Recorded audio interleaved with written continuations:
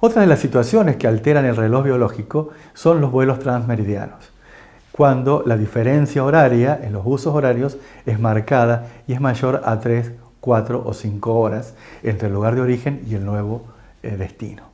Esto se denomina jet lag, ¿sí? Que puede ser un jet lag real cuando una persona hace un vuelo transmeridiano o un jet lag social como el caso que comentábamos de los adolescentes, por ejemplo, que cambian el día por la noche durante los fines de semana o en las vacaciones. Tal como mencionáramos previamente en el curso, nuestro reloj interno se pone en hora o se sincroniza diariamente con las señales sincronizantes que recibe del entorno, del medio ambiente, principalmente a través de los cambios marcados en la iluminación ambiental, tal como ocurre a lo largo del día y de la noche.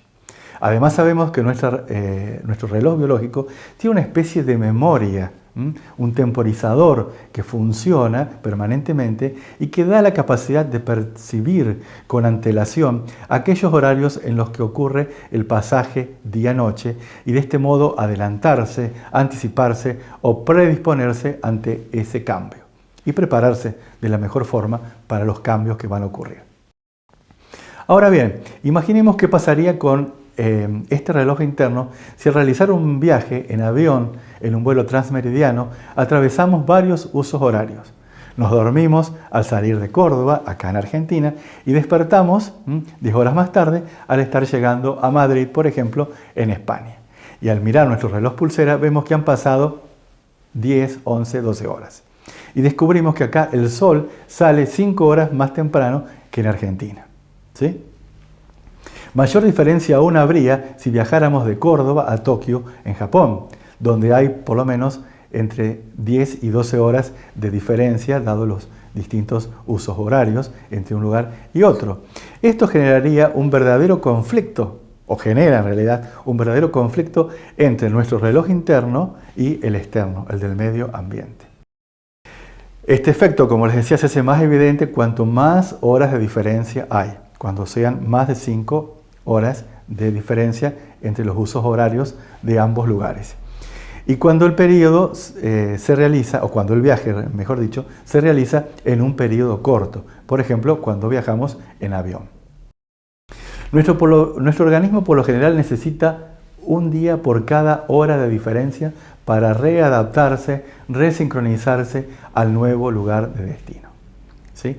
Estos cambios, estos desajustes y este conflicto interno respecto al medio externo demandan, como les decía, varios días para ser subsanados y uno puede ayudar al sistema circadiano, a nuestro reloj biológico, reforzando los nuevos horarios en el destino, exponiéndose, por ejemplo, a luz solar en el nuevo lugar, ¿sí?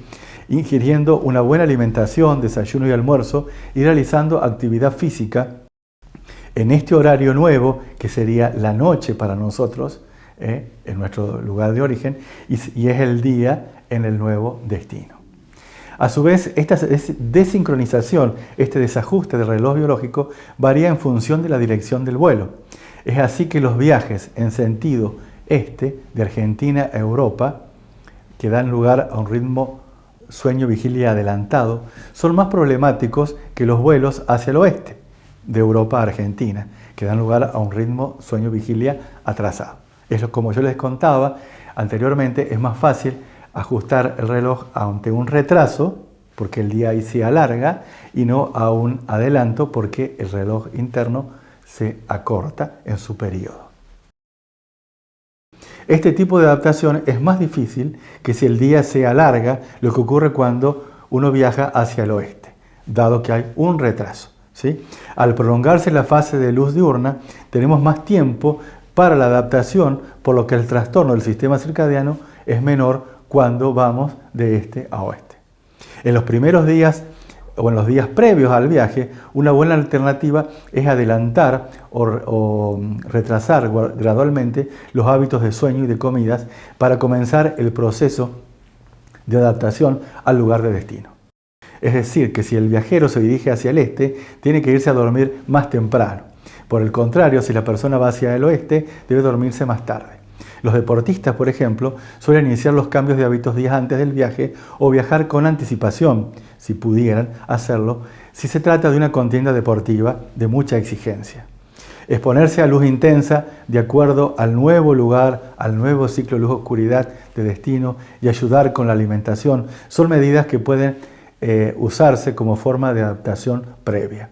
Se hace importante esta información en el campo de las competencias deportivas que requieren que los deportistas viajen a través de varios usos horarios de un continente a otro a fin de experimentar la mejor preparación física, el mejor rendimiento al momento del evento, ayudando por completo a la sincronización del reloj biológico de acuerdo al nuevo lugar en donde se encuentran.